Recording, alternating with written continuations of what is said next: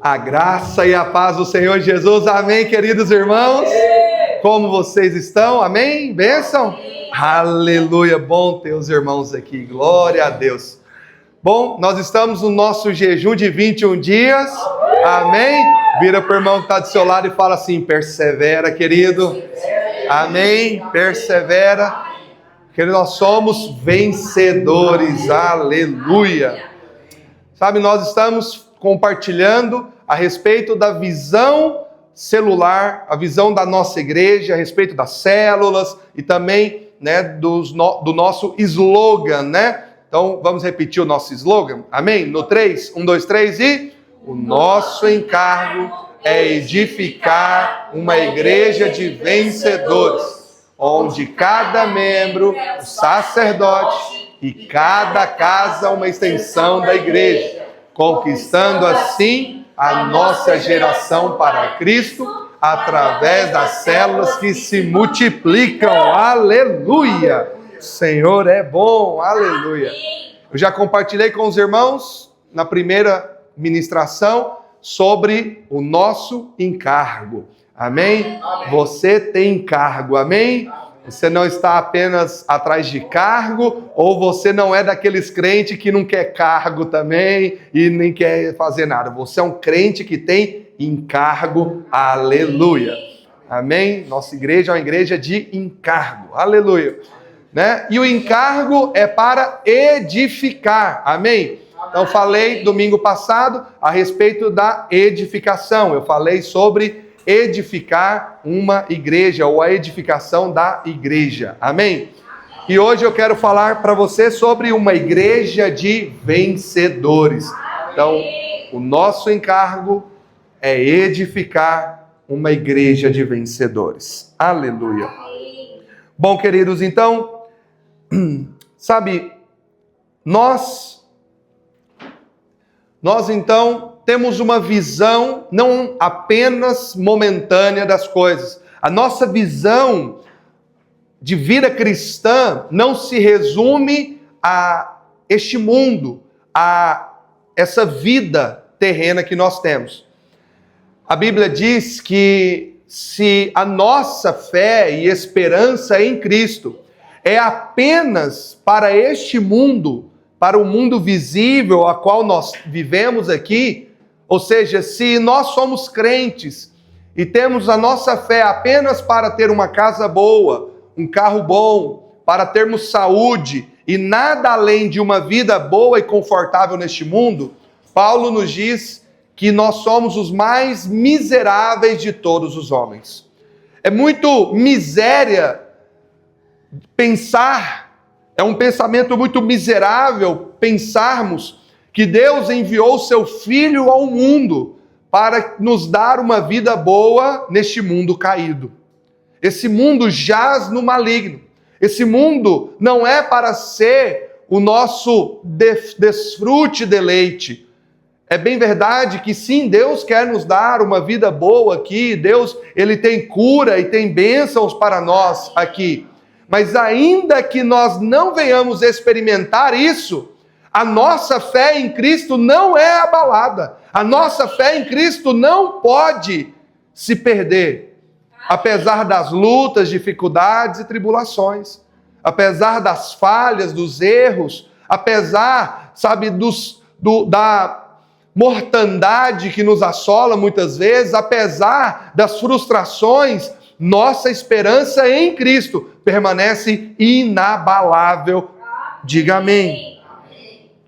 Sabe, nós estamos edificando uma igreja de vencedores. E uma igreja de vencedores é aquela que enxerga o propósito, que enxerga o prêmio da soberana vocação de Deus, que está olhando não com uma visão pequena de galinha, que olha apenas o momento, o agora, mas que tem uma visão de águia, uma visão de futuro, uma visão de geração e ainda uma visão de eternidade. Nós não estamos aqui vivendo a nossa vida cristã para receber a vida eterna. Nós já recebemos. Nós estamos aqui com uma visão de desenvolver a vida eterna a qual recebemos do Senhor. Nós já temos uma vida eterna dentro de nós. E nós, no dia que nascemos de novo, nós começamos a construir essa vida eterna. No céu, a sua memória não vai ser apagada. Entende? Você não vai ter um reset de alma lá na eternidade. Você vai se lembrar dessa vida. E daquilo que você fez, e daquilo que você edificou para Deus nesse tempo. Eu posso dizer para você que aquilo que você vai desfrutar no reino de Cristo é resultado daquilo que você está construindo hoje. Então, haverá um dia que o Senhor Jesus voltará para nos resgatar, Ele voltará para buscar uma igreja vencedora, imaculada. E nós estamos nos preparando para isso. Amém. Todas as lutas que você enfrenta, todas as dificuldades, doença, sabe, tudo o que você está enfrentando no seu dia a dia, até mesmo os elogios, os aplausos, as honrarias, tudo isso está tratando o seu caráter, moldando o seu caráter, para que você seja parecido com Cristo. No céu, lá na eternidade, na Nova Jerusalém, nós seremos tal qual Ele é. Tal qual Ele é. E não vai ser, querido, não pense que vai ser um estralar de dedos. E você morreu, e quando Cristo te ressuscitar, você então agora vai ter uma alma igual a de Cristo. Nós não cremos nisso. Nós cremos que nós somos um ser trino. Diga, eu sou Espírito que possui uma alma e habita em um corpo. Para o seu espírito, a obra já está pronta. O seu espírito, ele é perfeito. Assim como nós temos aqui uma criança que é perfeita. Ela nasceu perfeita, mas ela precisa ser desenvolvida. Ela precisa se aperfeiçoar ainda mais. Então ela vai crescer dentro da perfeição que ela já é. Ela já é perfeita. Ela já tem todos os membros, tudo, né? Amém? Amém. Mas ela vai amadurecer e crescer dentro da sua perfeição. É só uma analogia para você compreender o que eu estou dizendo. O seu espírito foi recriado por Deus. Só que você é como um bebê, uma criança. A Bíblia até diz que nós, quando nascemos de novo, somos crianças na fé. E agora você precisa desenvolver essa salvação. Você precisa se aperfeiçoar naquilo que já é perfeito em você, que é a obra do próprio Cristo. E você que é imperfeito vai se tornar perfeito como Cristo. Mas isso é um processo. Então, o seu espírito, ele precisa ser exercitado. Diga, o meu espírito precisa ser exercitado. Agora, a sua alma, ela precisa ser transformada. A sua alma, que é a sua mente, a sua vontade, as suas emoções, ela foi corrompida pelo pecado. Então, o que você pensa foi corrompido pelo pecado. As suas emoções foram corrompidas pelo pecado. A sua vontade foi corrompida pelo pecado. Então, se você é um novo convertido ou mesmo um crente velho, mas que não viveu essa transformação da alma, então você precisa compreender que tudo que você pensa foi corrompido pelo pecado.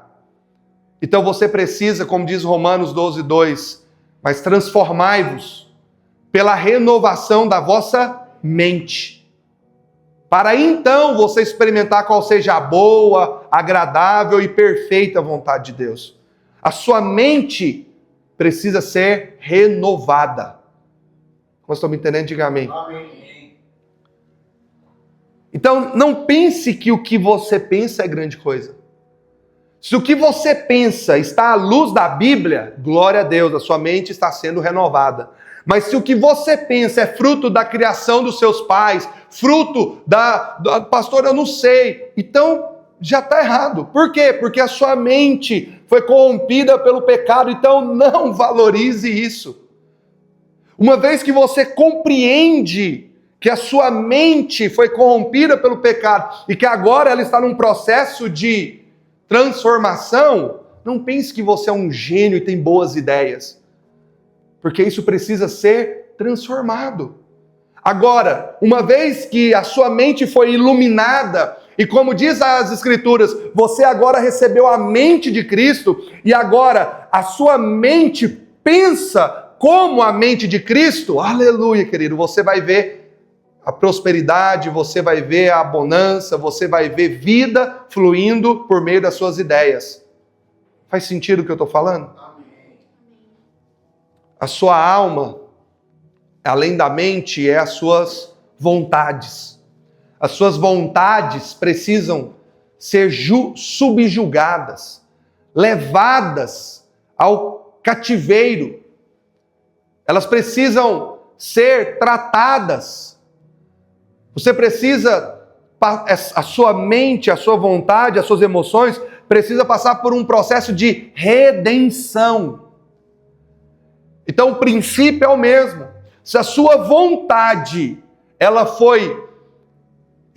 e quando eu digo foi, não pense que vai chegar um momento, né, que você vai chegar ao ápice da maturidade da vida cristã, entendeu? E que você não vai precisar mais passar por um processo de tratamento.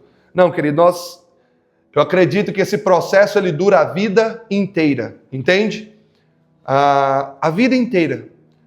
Talvez no final da vida, você possa dizer como o apóstolo Paulo, completei a carreira. Esse processo de transformação, a missão a qual Deus me deu, já na beira da morte, o apóstolo Paulo gastou a vida dele inteira.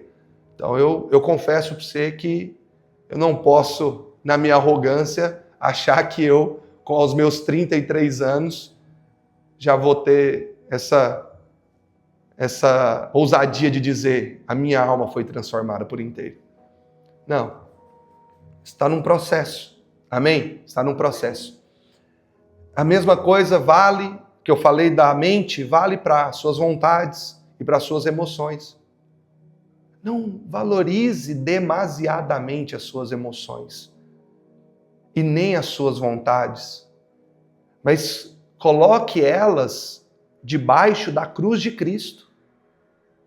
Querido, quando você coloca a sua mente, a sua vontade, as suas emoções debaixo da cruz de Cristo, e então você passa por esse processo de redenção, você vai começar a ter emoções corretas. Você vai começar a ter vontades corretas. Porque a Bíblia diz que Deus gera em nós a vontade, o querer. Então, você vai perceber que algumas vontades que você tem são vontades guiadas pelo Espírito Santo. Vai chegar um momento que você vai perceber que você tem vontade de coisas que é o Espírito Santo que está colocando em você. Você vai perceber que as suas emoções foram redimidas. Agora, a alegria vem na hora e na medida certa.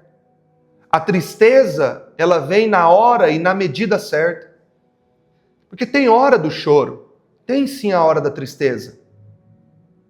Mas o problema é que muitos valorizam isso demasiadamente. Muitos se alegram demasiadamente. De maneira, num velório. Mas a pessoa está ali, sem chorar com os que choram. Entende? Ou Muitos estão numa festa. Sabe como é estranho? Eu vejo pessoas com a alma machucada, ferida, quando eu chego no ambiente de festa, de celebração, mas tem uma pessoa ali que sem motivo, ou por motivos fúteis e pequenos, ela está triste, abatida. Por que você está triste, irmão? Na festa, nós estamos no culto, nós estamos numa célula, estamos no aniversário, por que você está triste, abatido?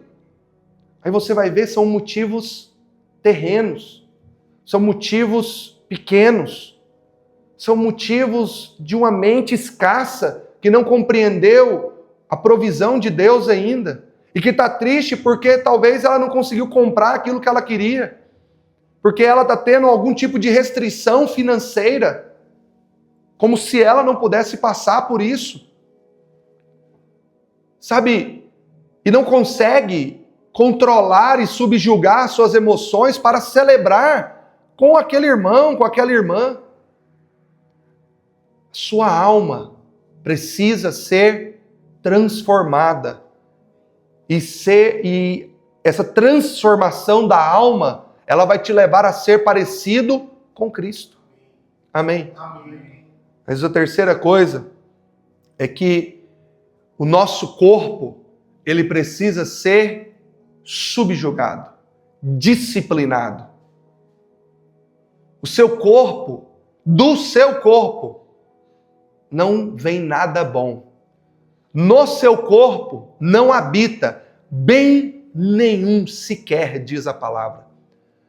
O seu corpo é tão corrompido e tão corrupto, assim como o meu, que Deus não viu jeito para ele a não ser destruí-lo e nos dar um novo corpo glorificado, sem pecado. Haverá um dia em que nós iremos morrer, e esse corpo em decomposição vai se acabar aqui, do pó viemos e para o pó voltaremos. E Deus irá nos ressuscitar, agora com um corpo glorificado, sem pecado, sem morte. E esse será o ápice da salvação de Deus para nós. Amém? Amém. Por que jejuamos? Porque estamos subjugando o nosso corpo. Porque você deveria praticar uma atividade física para disciplinar o seu corpo. Porque você deveria controlar a sua boca e não comer o que lhe der na telha, para subjugar o seu corpo. Porque você deveria se abster de determinados tipos de comida ou bebida para subjugar o seu corpo. Porque você deveria se obrigar a dormir em determinado horário e acordar em determinado horário para subjugar, disciplinar o seu corpo. Isso não é legalismo. Isso é disciplina. É você ser o Senhor da sua vida e do seu corpo, para que o seu corpo possa glorificar a Deus. Porque o alvo de Deus para nós aqui é glorificar a Ele. Não traz glória a Deus quando você é um glutão, quando você é um beberrão, quando você é um preguiçoso, quando você é alguém que anda mulambento, mal cheiroso. Não traz glória a Deus. Discipline o seu corpo. Discipline. Para que você possa glorificar ao Senhor. Não só sendo um crente que entende da Bíblia, que ora, mas que as pessoas ao olhar para você veja o seu estilo de vida e glorifique ao Senhor. Amém, queridos? Amém. Sabe, o que é ser uma igreja de vencedores? É ser uma igreja que cumpre o propósito de Deus. Uma igreja de vencedores é aquela igreja que está cumprindo o propósito de Deus aqui nessa terra. Existe um propósito central que está no coração de Deus. Existe um propósito universal de Deus para todos os crentes. Para cada igreja. Sabe, eu acredito, pastor Átila, acredito que nós temos um propósito universal, todas as igrejas, independente de qual seja a denominação, se é calvinista, arminiana, cessacionista, dispensacionalista, seja qual for, pentecostal, tradicional, metodista, enfim, existe um propósito central para todas essas igrejas que elas precisam cumprir. Mas eu acredito também, isso é o que eu acredito, que cada igreja local, ela tem um propósito na sua localidade, para aquela cidade ou para aquele estado. E eu creio também que cada crente, então dentro dessa igreja, ou seja, a videira aqui em Ponta Grossa, a videira de modo geral, vamos dizer, todas as igrejas videiras, ela tem um propósito como igreja, que não é o mesmo que é da Assembleia ou da Presbiteriana, que não viola o propósito, digamos, universal ali, para todas, mas que a videira tem ali, vamos dizer, um nicho a ser trabalhado, assim como a Assembleia tem um nicho, assim, e cada uma vai complementando. Quantos estão me entendendo? Mas dentro da videira, existe a videira Ponta Grossa, que tem um propósito aqui em Ponta Grossa e talvez nos Campos Gerais e quem sabe em todo o Paraná. Mas dentro da videira Ponta Grossa tem você, que tem um propósito também. Um propósito que coopera com o propósito da videira Ponta Grossa, que também coopera com o propósito da videira como um todo, que está cooperando com o propósito da Igreja Universal, são todas as igrejas de todos os tempos, que satisfaz a vontade e o propósito de Deus. Isso eu creio. Então você tem um propósito a qual Deus te chamou e de você estar aqui sentado me ouvindo hoje, ou assistindo pela transmissão. E ser um vencedor passa por cumprir esse propósito. Ser um vencedor é você cumprir com o propósito de Deus para você, seja ele aquele já relatado nas Escrituras, ide por todo mundo, pregue o Evangelho, faça discípulos, cura enfermos, expulsa demônios, batiza, ensina a guardar aquilo que eu tenho vos ensinado, destrua as obras do inferno, liberte cativos. Isso é o propósito de todo crente, seja ele de qual denominação for. Amém? É o seu também. Mas existe um propósito seu aqui para essa igreja. Talvez Deus quer de você que você seja um líder. Deus quer talvez de você que você seja um discipulador, um pastor, ou talvez um financiador, uma pessoa que vai financiar obreiros, missionários, ou talvez seja você alguém que vai servir na mídia, eu não sei qual é, mas você deveria buscar compreensão do Senhor e saber, Senhor, como eu posso? Qual é o propósito do Senhor de estar aqui com o pastor Átila, nessa igreja? Talvez você seja aquela pessoa que nem queria estar aqui. Talvez você seja aquela pessoa, sabe, que está me assistindo aqui e pensa, rapaz, eu fugi desse cara igual o diabo foge da cruz, mas olha eu aqui ouvindo ele, olha eu aqui nessa cidade, nessa igreja. Você foi atraído, porque Deus queria você aqui. Então, ser um vencedor é você cumprir esse propósito. Ser um vencedor é você cumprir qual é o trabalho de Deus para você aqui nessa igreja. Mas sabe também, há um propósito de Deus para você lá na sua família, com os seus parentes, seus familiares, seu cônjuge, seus filhos. Há um propósito talvez ali no seu trabalho. Então, qual é? Se pergunte qual é.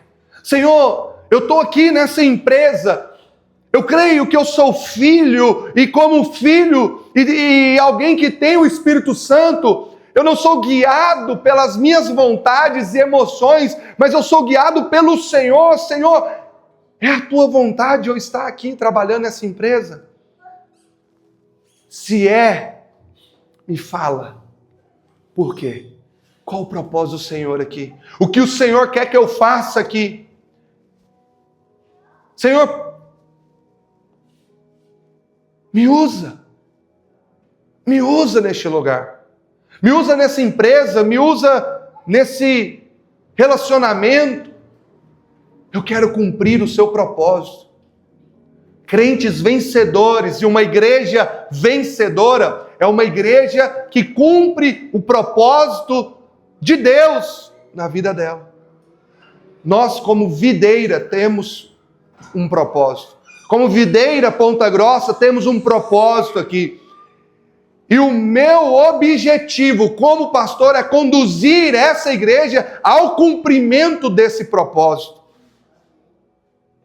Esse é o meu alvo. Isso é o que eu estou gastando a minha vida. Para ser achado diante de Deus, servo bom e fiel. Pergunta para o seu irmão. Irmão, você tem revelação do propósito de Deus para a sua vida aqui nessa igreja?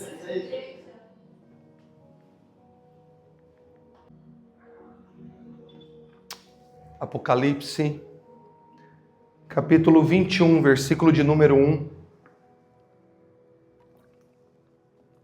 Quem achou diz amém. Amém. Quem não achou diz misericórdia.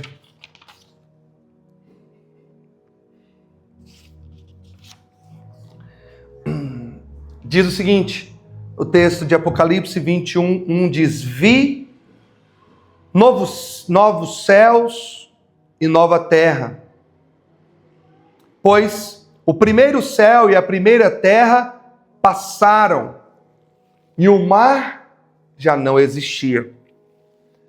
Veja, a Bíblia está dizendo que haverá um novo céu e uma nova terra. Isso que você está vendo vai acabar, querido. Esse mundo vai acabar. Tudo que você estiver fazendo aqui, empresa, diplomas, qualquer coisa que você esteja fazendo aqui nessa terra, vai acabar. Vai findar. Ou você vai morrer e não vai levar nada disso, ou um dia isso tudo vai ser destruído, seja na grande tribulação, ou seja no fim dos tempos. Vai se acabar. Agora, aquilo que você está edificando para Deus, uma vida que você salva para Deus, tem recompensa eterna. Uma vida que você está salvando, que você prega e salva por meio da pregação, aquela pessoa que ia passar a eternidade no inferno, agora vai passar a eternidade no céu. Isso tem valor. Amém? Vi também a cidade santa, a nova Jerusalém, que descia do céu da parte de Deus, ataviada como noiva adornada para o seu esposo. Essas somos nós, Haverá um dia que estaremos ataviados como uma noiva preparada e adornada para o seu esposo. Então ouvi uma grande voz vinda do trono dizendo: eis aí o tabernáculo de Deus com os homens. Deus habitará com eles, eles serão o seu povo, e Deus mesmo estará com eles.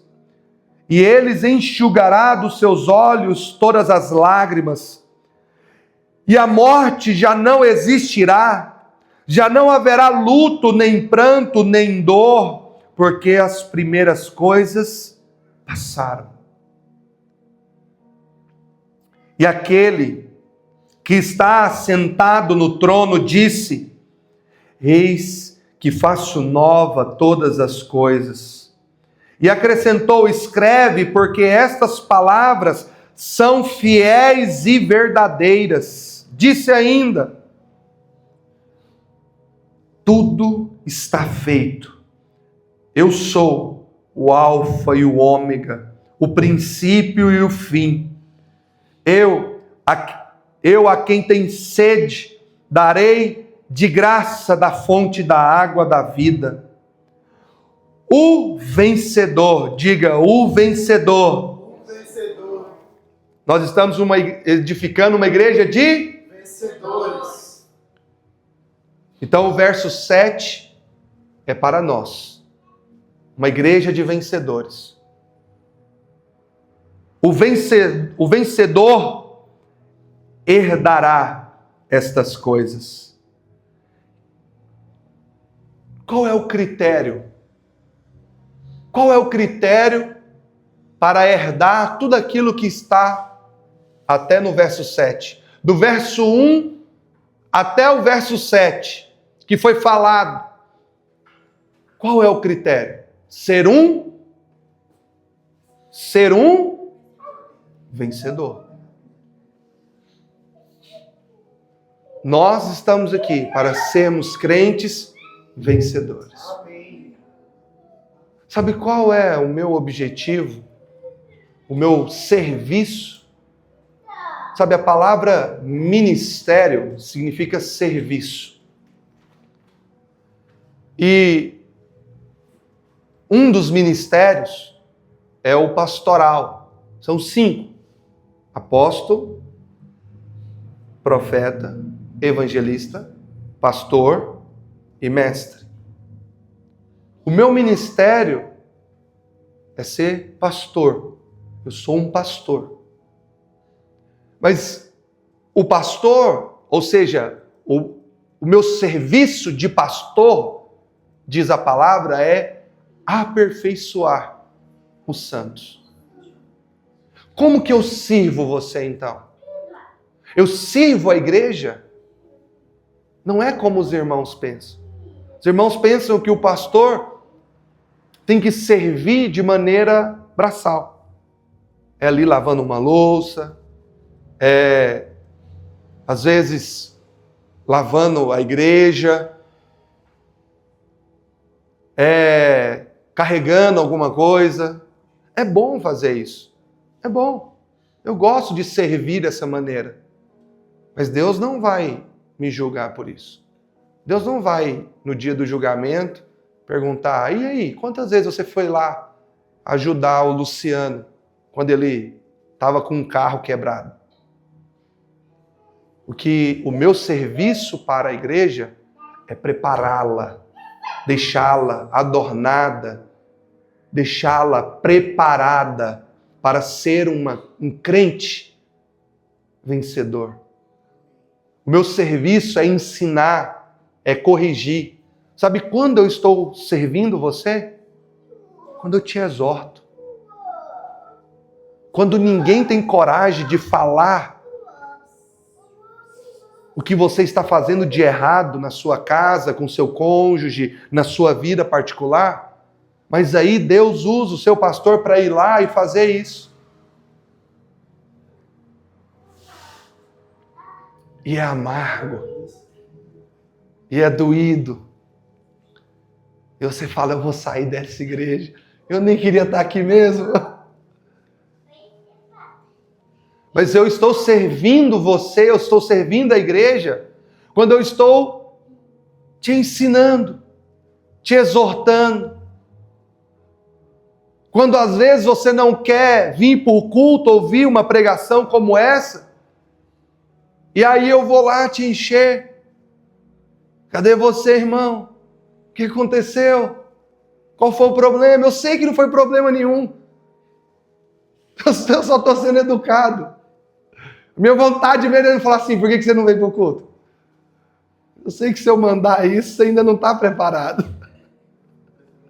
Se eu mandar, o pastor vai falar assim, vai olhar e vai falar, nossa, o pastor é...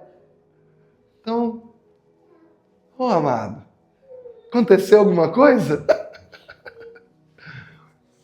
O que foi? O que houve?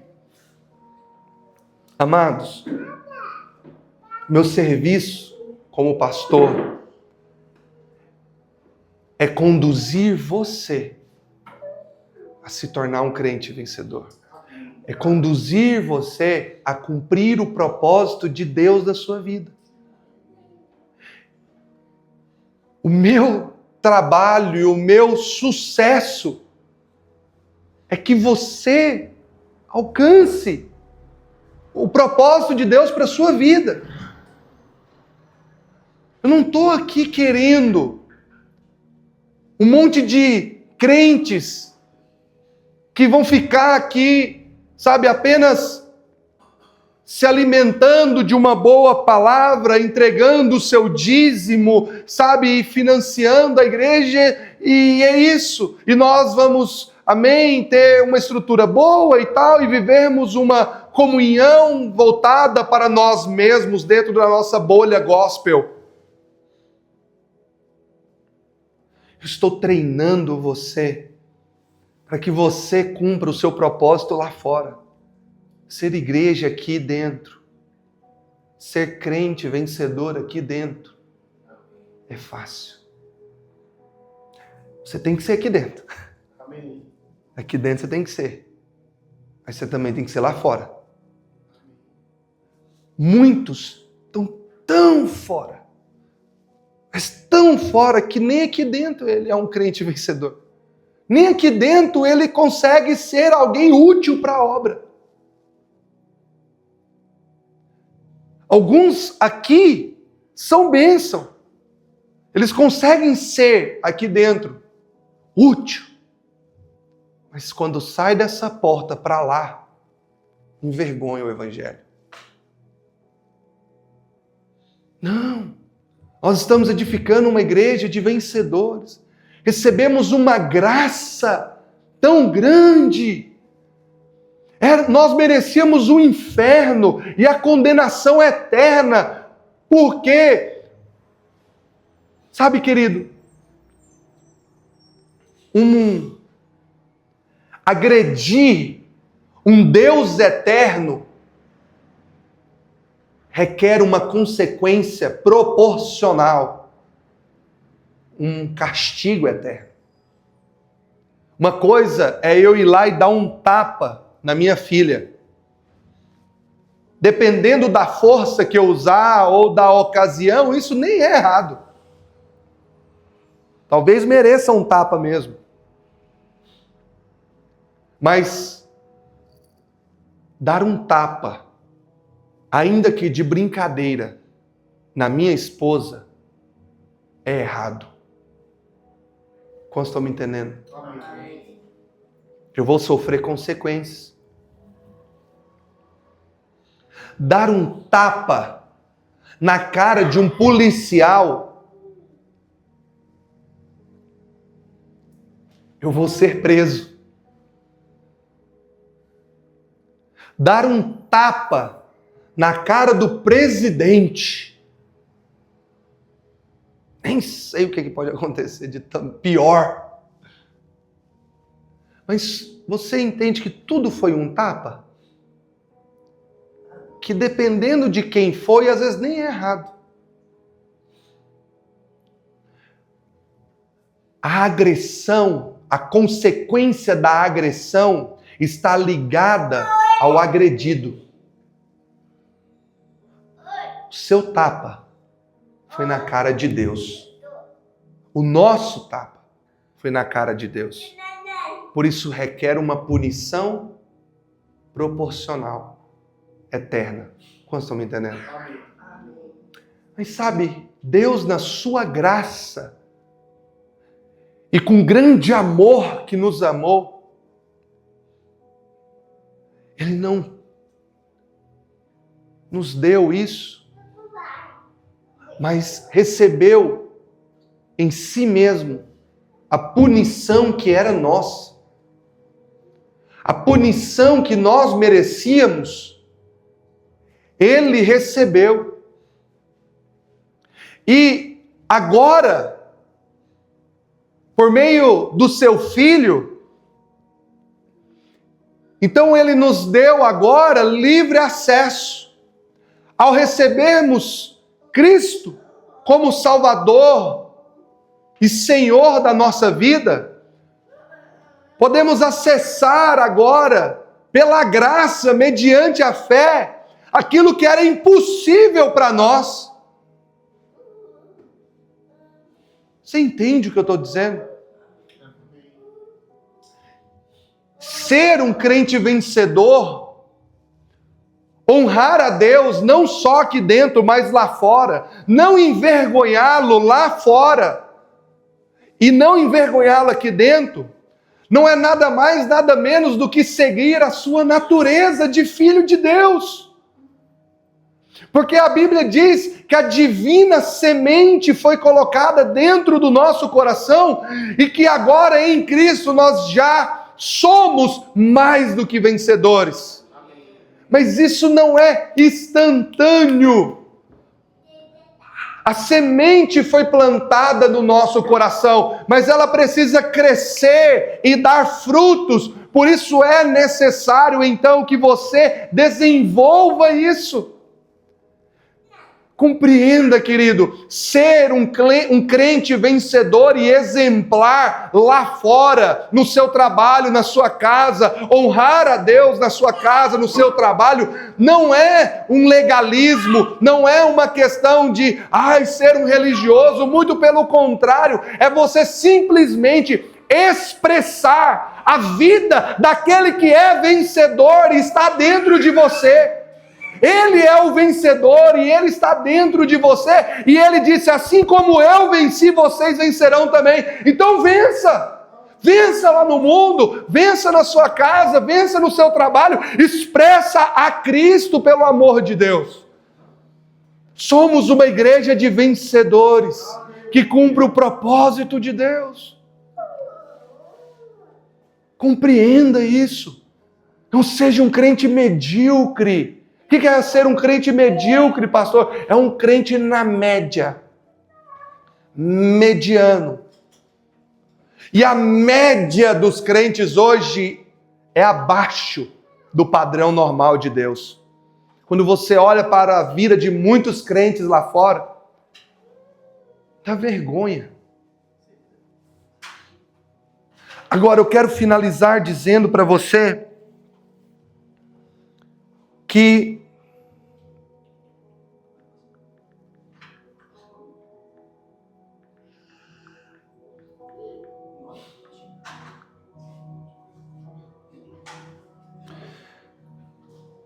a graça de Deus,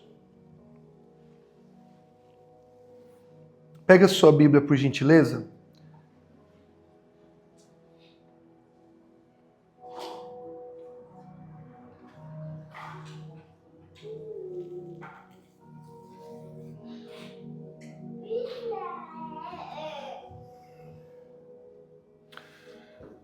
Em Tito, capítulo 2, versículo 11.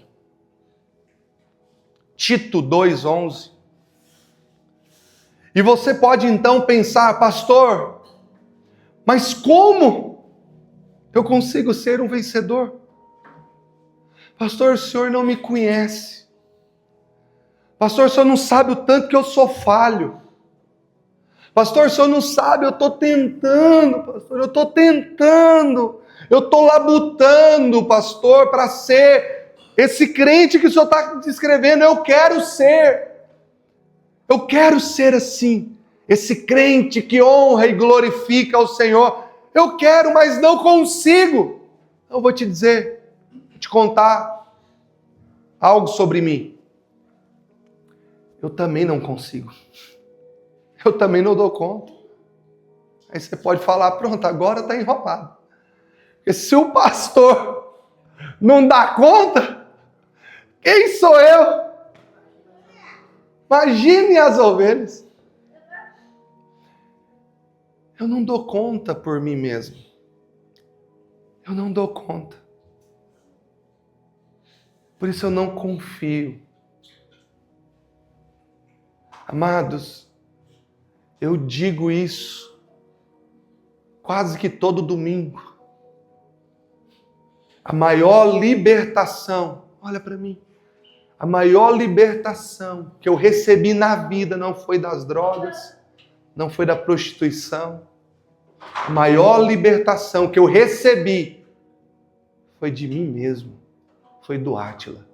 De achar que o que vinha da minha mente era coisa boa. De achar que as minhas emoções eram boas. Que se eu estou triste, eu tenho que ficar triste mesmo e as pessoas têm que me respeitar porque eu estou triste. Ou então de achar que as minhas ideias são boas ideias, a minha opinião é uma boa opinião.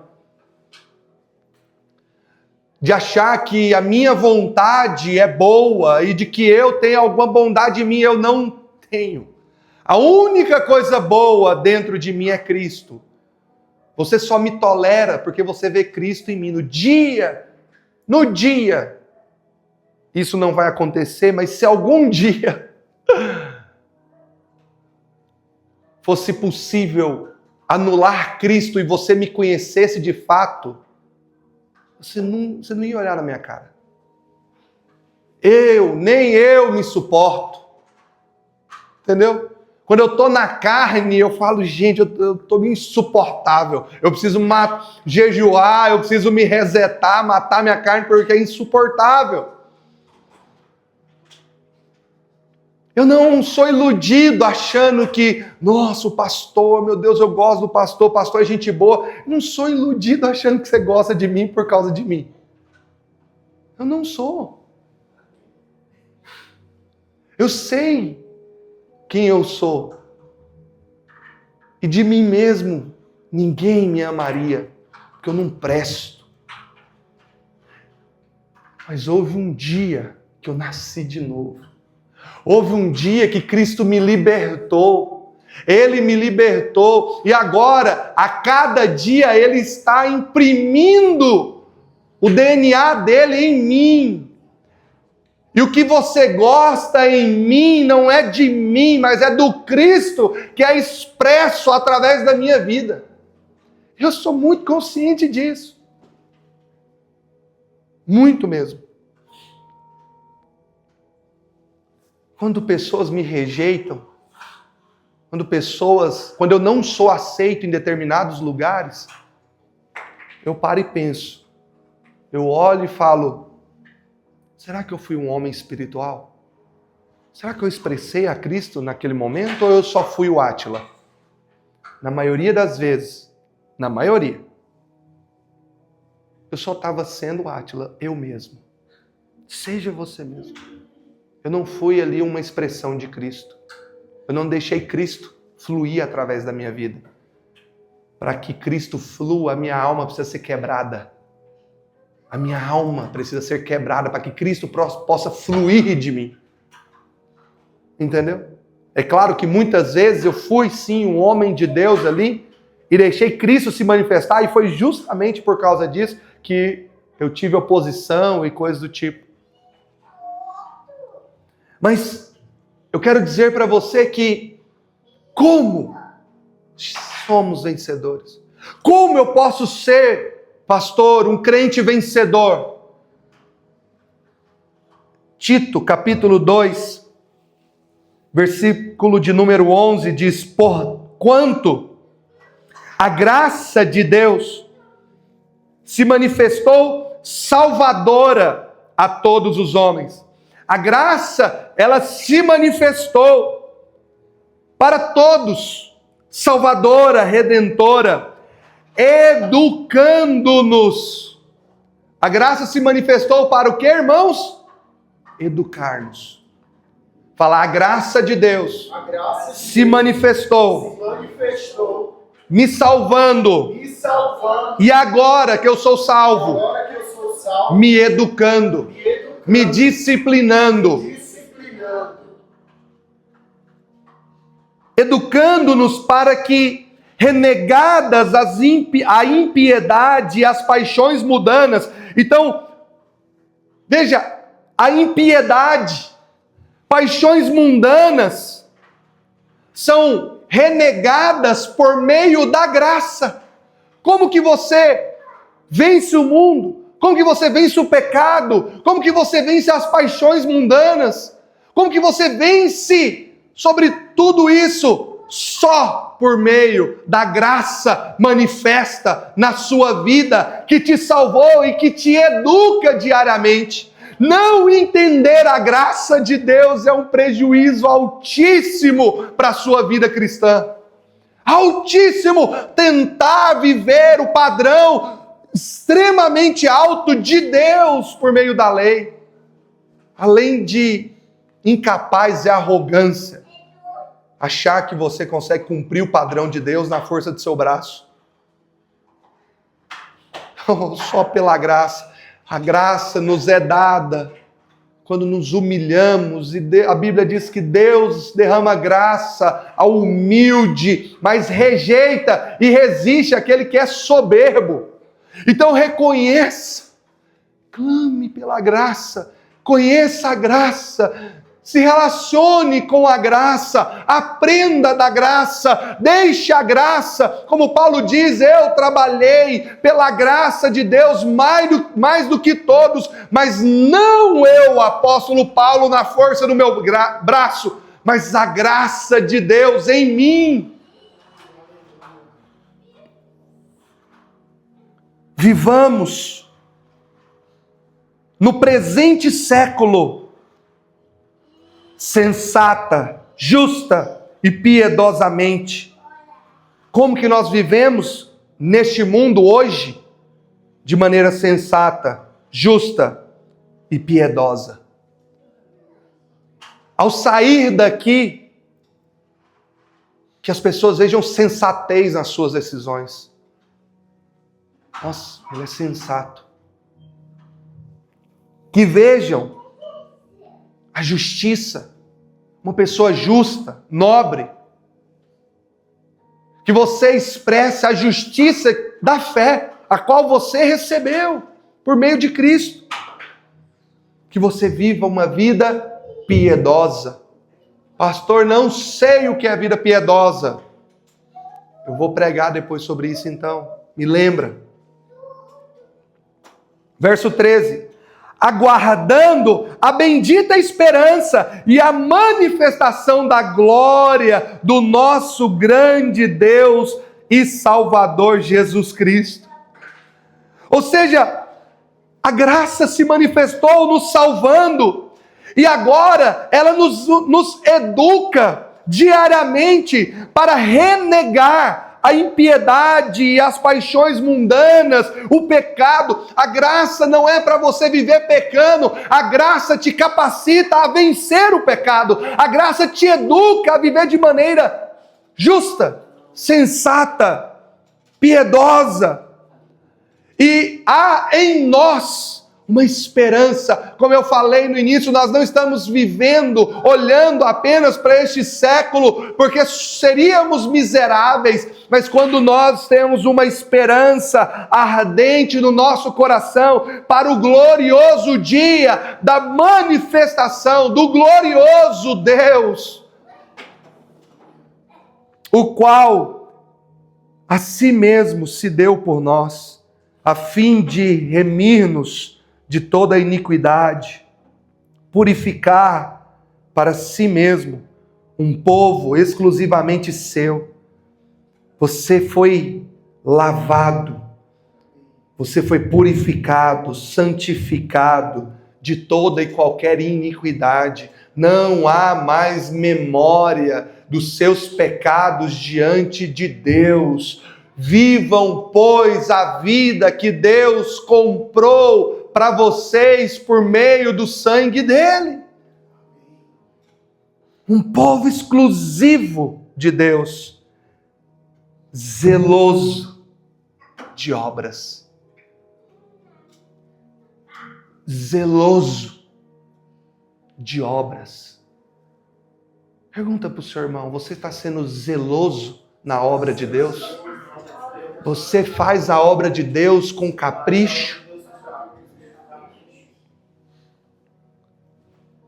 Uma igreja de vencedores é uma igreja que tem revelação da graça, que entendeu a salvação pela graça, mas não só isso, mas compreendeu a graça como uma professora, algo que nos capacita a viver de maneira justa, piedosa, zelosa.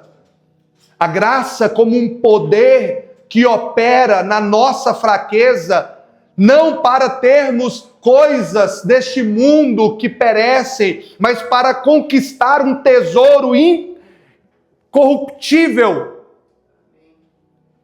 Alguém que é zeloso na obra de Deus, zelo na obra, fervoroso, o padrão do membro. Lembra que eu preguei sobre isso? O primeiro vídeo desse jejum, padrão do membro. Alguém fervoroso. Você não é salvo pelas suas obras. Isso não significa que você não tem que ter obra. Obra nenhuma te salva, mas uma vez que você foi salvo, agora você expressa a salvação de Deus com obras. Você foi salvo para boas obras. Um crente vencedor é um crente que tem obras. E não qualquer obra, mas uma obra de excelência. Um crente que é zeloso na sua obra.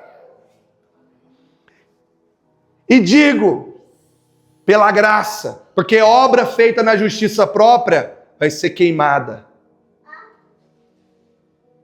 Não é maravilhoso isso? A obra que você faz é pela graça de Deus.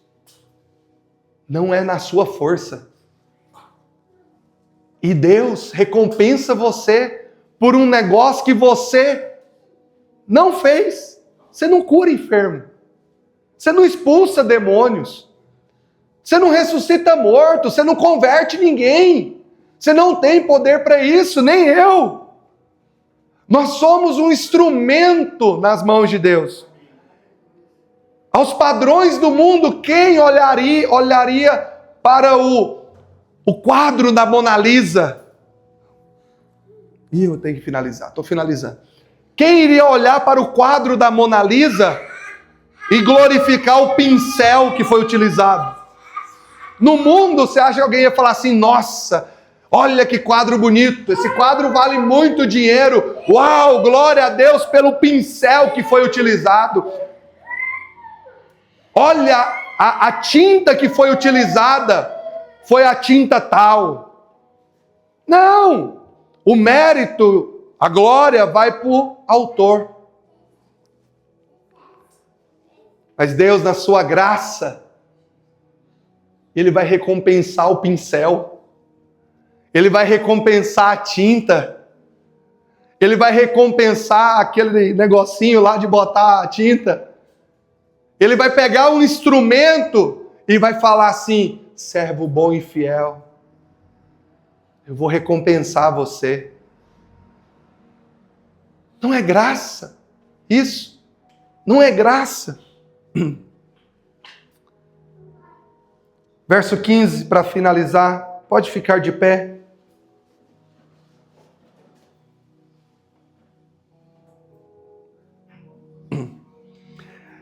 Dize estas coisas, diga isso, exorta, repreende com toda a autoridade, que ninguém te despreze.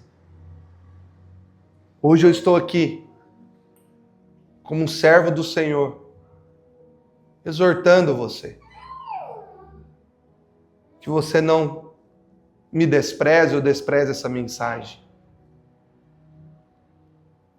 O Senhor virá para buscar uma igreja vencedora. Crentes vencedores. O Filho dele foi morto pelos nossos pecados para nos purificar, para nos salvar, para nos dar uma nova vida. Uma vida vencedora. Não uma vida derrotada. Não uma vida miserável. Olhar apenas para a salvação, para o livramento do inferno, é pobre a respeito da salvação. Existe uma vida cristã. Você precisa desenvolver a salvação que Deus te deu. Olhar apenas para a salvação, só isso. Fui salvo, tá bom. É bom, glória a Deus. Mas não foi só para isso que Deus te salvou. Ele quer imprimir o caráter, a imagem do próprio Filho dele em você. Ele quer que você seja um pequeno Cristo, já neste mundo. Ele quer que você se manifeste como Filho de Deus neste mundo. É pobre achar que Deus morreu apenas para nos salvar do inferno. Achar que a graça de Deus é apenas para nos salvar do inferno. Feche os seus olhos, queridos. Vamos orar ao Senhor.